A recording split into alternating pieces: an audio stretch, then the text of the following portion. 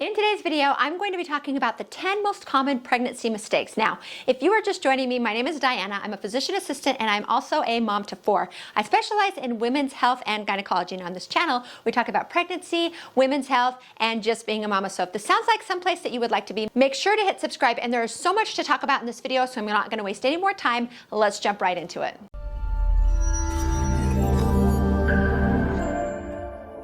Number 1, skipping your prenatal visits. Now, I know, sometimes it seems easy to push back or even skip appointments altogether, especially if everything is going really well and it seems like not much is happening with each appointment. But regular checkups during your pregnancy are really important for monitoring your health and also your baby's health and development. Each appointment is a chance for your OB or midwife to track the growth of your baby and to perform screening tests and also to answer any questions that you have. If you're missing your appointments, you're missing opportunities to catch and manage potentially serious issues like gestational diabetes, preeclampsia, and then other problems with your baby. Each appointment, your OB will monitor your baby's growth by measuring the size of your uterus, your weight, and also ultrasound measurements. Your OB will screen for complications by checking blood tests, urine tests, and ultrasounds. Use these appointments to reassure yourself that your pregnancy is going well. Mistake number 2, not taking your prenatals. Ladies, prenatals are so important for a healthy pregnancy because it's going to give you crucial nutrients that you need and then also what your baby needs for development.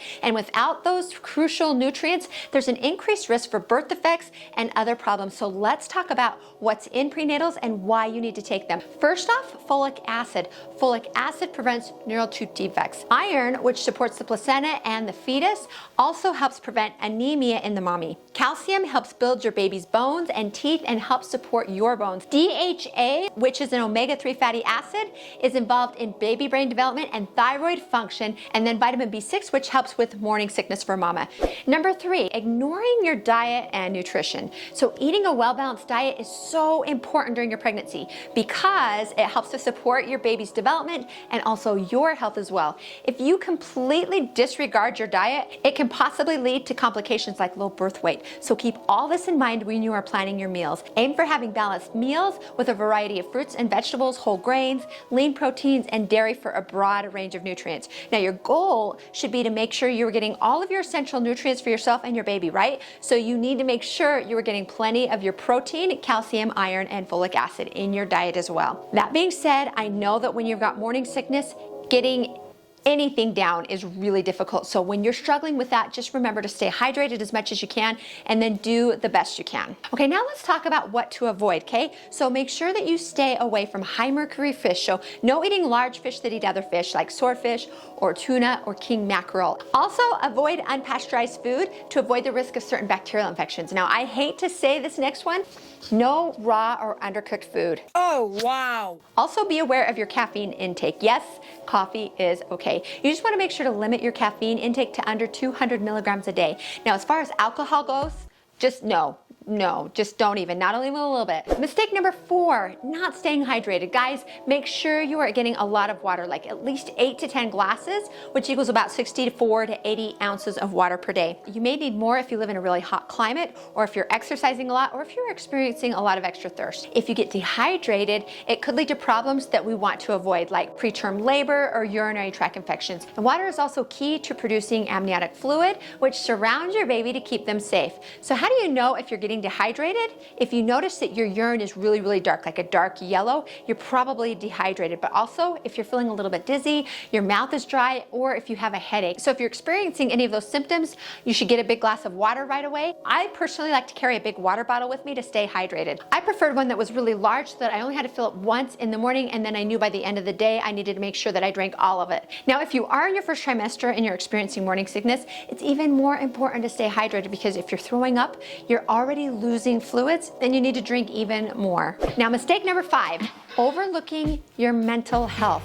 We are having more conversations about postpartum depression right after the baby is born, which is really important, but I think we also need to be aware of our mental health during pregnancy. It's pretty common to have a lot of emotional changes, right? Your body is full of pregnancy hormones, plus your body is going through a lot of physical changes, plus You are preparing to bring a whole new human being into the world that will be completely dependent upon you. That's a lot. So with that in mind, it's okay if you're a little bit moody, a little bit grouchy, and overall an emotional wreck, okay? But if you neglect your mental well-being, that can lead to problems like anxiety and depression, which can affect both you and your baby. If you need to pause the video just to read these, do so. The list is long, and I just want you to be aware of all of these things so that you can watch for them. Mistake number 6, smoking, alcohol, or drug use, you guys. This is a big one. So smoking, it can lead to low birth weight, preterm birth, and respiratory problems, and it can also increase the risk of SIDS in your baby. Using alcohol during your pregnancy can cause fetal alcohol disorders, which can lead to physical, behavioral, and intellectual disabilities. There's no real safe amount that you can drink during pregnancy, so avoid it entirely.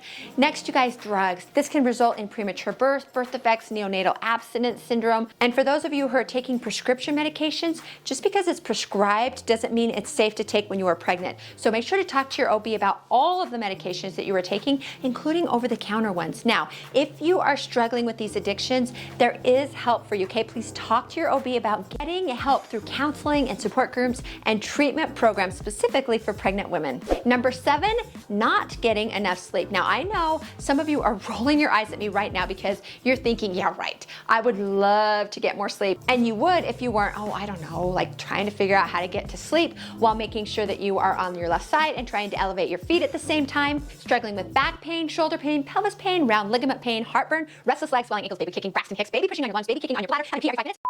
It's a lot. So here are a few quick tips. Number 1, establish a routine of going to bed and waking up at the same time each day. Try taking a relaxing bath before bed, using supportive pregnancy pillows, which I will link to in the video description. Make sure to keep your room cool and dark and try to limit how much fluid you drink right before you get to bed to hopefully help with the nighttime peeing marathons. And then also try to avoid eating large spicy meals before bed. Now there's more to talk about with sleep. I'm gonna be making an entire video dedicated to this, so make sure you subscribe so that you can be notified of when this video comes out. Mistake number 8, neglecting your exercise. So mild to moderate exercise during pregnancy is really important, both for the baby and then also for mama. It helps you with your physical and your mental health. It helps prepare your body for labor, and it also helps you avoid unnecessary weight gain. Now, make sure that you talk to your healthcare provider before you start an exercise routine.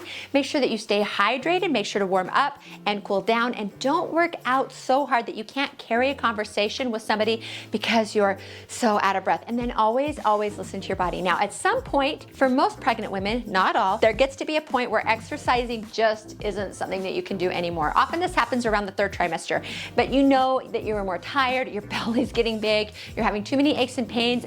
Totally fine. Like I said, you need to listen to your body, and if your body says, I'm good for now, like that's totally okay. Mistake number 9, lifting heavy objects. So avoid heavy lifting during your pregnancy is really important to prevent injury and complications like back strains, preterm labor, and hernias. Now, if you need to lift something, make sure you're using proper techniques. Remember, like bend at your knees, keep the object close, and lift with your legs. It's best to limit lifting to objects under 20 pounds, and always be sure to ask for help when you need it. And then finally, number 10, listening to misleading information. Okay, so when you're pregnant, you're gonna get a lot of welcomed and unwelcomed advice. So just be careful about where you get your information from, okay? People mean well, but sometimes don't offer the best advice, which can lead to bad health decisions or unnecessary stress. So where are people getting bad advice from? Well, first off, social media, the internet, and then also well-meaning family members and friends. The best place to get your medical advice is always from your medical provider. Not even this channel is meant to replace the advice of your OB. If you did like this video though, it would mean the world to me if you give it a thumbs up. Comment down below and let me know if there are other common mistakes that you think I missed. Maybe I'll have to do a part 2 video about this. And again, make sure to hit subscribe. Now, if you are new to my channel, I have made an entire pregnancy series, and I will walk you through pregnancy week by week, talking about what to expect during pregnancy, the baby development, your common problems, what to expect at your OB appointments, all of that, pretty much everything you need to know about your pregnancy, I talk about each week. So I'm gonna link to that right here. Click on that, and I will see you over there.